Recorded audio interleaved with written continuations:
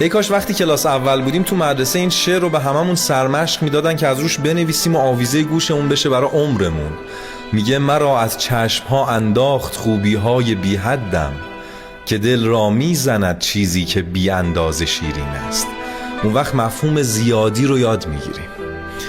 ببین اگه زیادی گریه کنی بینایی تو از دست میدی، اگه زیادی فکر کنی افسرده میشی، اگه زیادی اهمیت بدی دم دستی تلقی میکننت، اگه زیادی اعتماد کنی بهت خیانت میشه، اگه زیادی کار کنی لذت زندگی کردن رو از دست میدی، اگه زیادی دوست داشته باشی زیادی میشی.